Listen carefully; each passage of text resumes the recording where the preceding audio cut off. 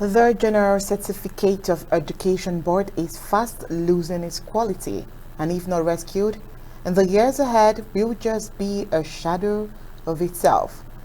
La République du Cameroon is systematically killing the long-standing values and reputation the General Certificate Education (GCE) enjoys. The GCE Board, which was created on the 1st of July 1993, is the initiative of the Anglophone Cameroonians. After the Cameroonization of the London GCE in 1977, things went on smoothly until 1984. From 1984 onwards, the GCE began experiencing irregularities as some London officials began withdrawing. All right, this is where we will begin the full briefings of Undaunted tonight. How are you doing, Star? Oh, very well, Onyi. Good evening, Ambazonians.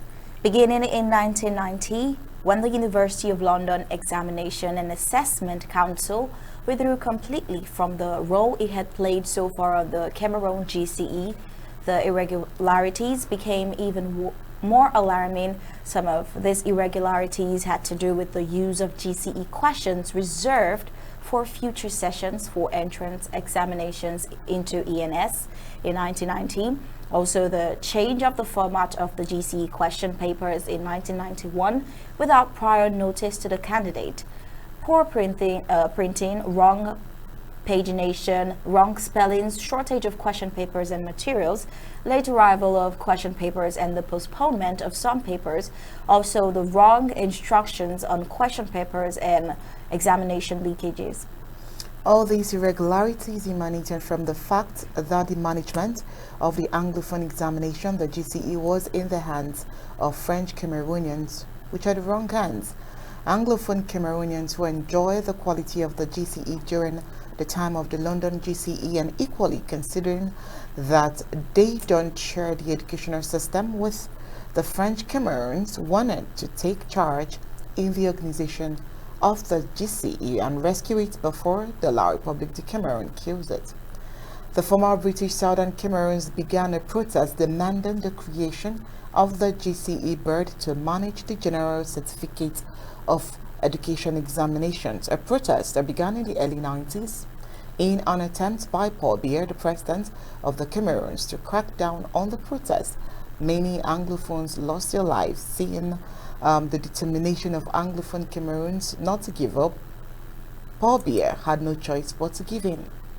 In response to this popular pressure and demand, the colonial prime minister of the La Republic signed an order number 194/CAB/PM of 11 September 1992, creating a technical committee to carry out studies and make recommendations on the organization and functioning of the GCE Examination Board.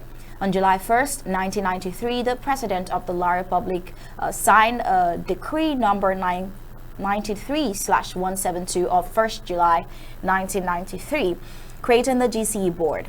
The decree empowered the board to organize the General Certificate of Education examinations, GCE, at the ordinary and advanced levels. The early years of the GCE Board were glorious and successful in the organization of examinations. Those years of glory are fast disappearing as La République du Cameroon is systematically penetrating the board with colonial tendencies. Well, he who pays the piper dictates the tune. This phrase is the strong point of La République du Cameroon, given that the GCE Board depends on Yaoundé for appointments and financing.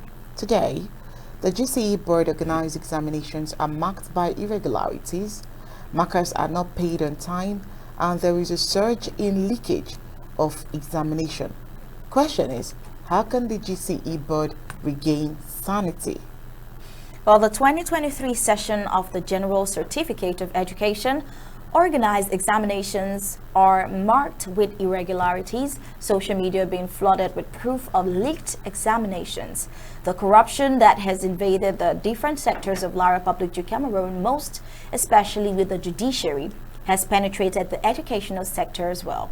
It has been alleged that some examination centers have resorted to illegally leaking questions beforehand to students in exchange for money.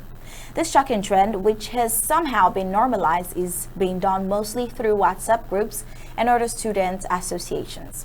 Well, on social media, many people are now calling for the GCE Board to immediately step in and take immediate action on behalf of other genuine students who may end up being more affected.